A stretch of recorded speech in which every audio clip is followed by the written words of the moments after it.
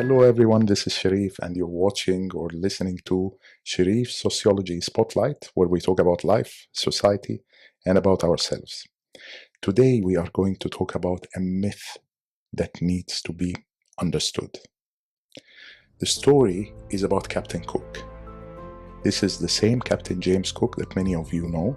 He's a famous 18th century sailor and explorer who is considered to be a British icon.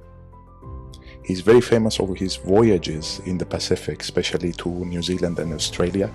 But our focus today is going to be on his trip to Hawaii in 1779, because that trip was very important for the rest of his life, which was not very long after that trip. Captain Cook arrived at Hawaii with his crew members in 1779. He was welcomed with the great hospitality from the native Hawaiians. It was a very lavish welcome. It was so big. People celebrated them. People treated them royally, and they gave them a lot of food. They performed Hawaiian dancing. It was a very big celebration, to the extent that Captain Cook and his crew members were confused. They didn't actually know, why is all this? Is it possible that this is part of the culture to welcome guests and strangers in the same way? Is there a cultural aspect that Captain Cook and his crew members didn't really know about that is causing all this noise? Captain Cook's arrival to the Hawaii island coincided with the local Makahiki festival. That's the native celebration of the god of fertility. That god's name was God Lono.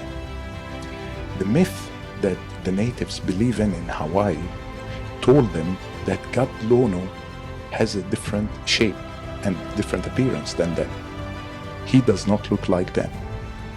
And that God Lono was expected to visit them around the same time, according to the Hawaiian calendar at that time. So imagine, they see Captain Cook, who has white skin that's different from them, who is dressed like a ship captain, which is very different also, and who has a long white beard. Captain Cook was mistaken to be God Lono. They thought that he is God. And that explained how the visit caused all this noise, all those celebrations for him and for his crew members. After a few days, Captain Cook realized that his crew members brought with them an infectious disease that unfortunately killed one of his people. That was a bit of a problem. The native Hawaiians started to think, those supposedly immortal creatures who came with God, how come one of them actually dies like us, like human beings? Then after a little while, Captain Cook decided to sail with his crew members. So they sailed from Hawaii with their ships. Unfortunately, there was a very bad storm that forced them to go back. That was another problem, because the myth of the natives in Hawaii did not tell them anything about a second visit from God Lono. They were not expecting him to come back. That was against their myth. So there was something wrong. Now that one of his crew members died, although they are supposed to be immortal from the perspective of the natives, and now he's coming back while their myth doesn't tell them that he's supposed to come back. So this time the welcome was completely different. Captain Cook, his crew members and his ships were welcomed with rocks thrown on them by the native Hawaiians. There was a big fight that kept getting worse and worse. People died or got killed from both sides. And unfortunately, it went to the extent that one of the natives took a knife, went to the ship where Captain Cook was and stabbed him many times. Captain Cook was probably killed because he could not understand the myth. He didn't understand this new culture, these different people, how they think, how they feel, why they're doing what they're doing. There are so many cultures in this world, and there's so many different people who are not living the same way we are living. The fact that we learned to live the way we live doesn't make it the right life or the only lifestyle on earth.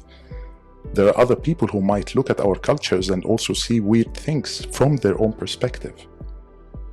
So let me give you a couple of examples on some cultures whereby there might be differences that are very unique. Take the Balinese culture, for example. They are great people. They are very hospitable and nice. And if you happen to be invited in one of their houses by a Balinese guy, they're very generous and they bring you nice food, and they expect that you will give a loud belch, a strong burp at the end after finishing the meal. For them, this is a sign of making sure that you like the meal, you ate a lot, and they were doing their job as your host in the right way. So if you don't burp, they might get intimidated. Now, in other cultures, this might deem to be inappropriate or somehow impolite. But if you think about the reason why the Balinese people think of this as a sign of generosity and hospitality, then you will realize that this is really positive. Another example from the Egyptian culture is if you happen to be in Egypt and you drive with a taxi driver, and then you reach your destination and then you try to give the money to the taxi before you leave the car, the taxi driver might tell you something like, "It's okay, you can keep the money." They don't literally mean that you can keep the money, so please, you have to pay if this happens to you. But this is a sign of generosity, again, hospitality. It's telling you, don't worry. Even if you don't have money, we'll take care of you. We'll do what needs to be done. You're among friends and family, so we will take care of our guests. This is the message. So it might be weird, you might take it literally, but there is a meaning behind it, and this is how you need to understand the culture.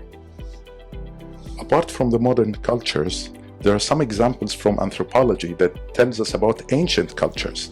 For example, the Kedzie culture in Canada, where the old Kedzie culture indicates that people coming from this culture, they believe that their ancestors transformed into salmon fish and they went back to the river. Now, if you hear this, you might take it as a joke or think that these people are weird. But think about it. This made them stop fishing for salmon because supposedly these are their ancestors in a different form. Eventually, these guys think about nature differently. They preserve the environment, they take care of it. They might be the reason why a lot of other people can live, because there's enough oxygen on the planet. This is one of the examples also that you can think about why cultures are doing what they do, and why do they have good reasons sometimes.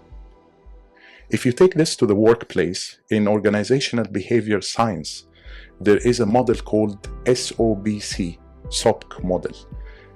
This is explaining how a stimulus can impact an organism, which is an employee, and then this employee comes up with a behavior that has a consequence. Now, according to this model, it's very important to understand that there are triggers that make employees behave the way they do. And if you don't understand the cultural trigger in the workplace, you might say something or come up with a body language that could be really humiliating to others. This is why it is important to understand how cultural differences operate within a working environment as well, especially in multicultural environment. Sociology tells us that there is no reality. There is only a socially constructed reality. What we know, the kind of life that we live, the life that we know is what we learned from our parents, from our teachers at school, from our friends, from our family members. This is how we grew up. We don't know another life. It doesn't make our lifestyle the only option and the only way to live. So we must always be non-judgmental and open-minded enough to understand that there might be other people who are seeing things differently and who have good reasons to live life the way they live it, even if it's different from ours. Would you be open-minded enough and non-judgmental to understand that other people who come from different cultures are living a life that is different from yours? Would you even ask yourself whether you can take something that makes sense from other lifestyles and other cultures and implement it for your own lifestyle?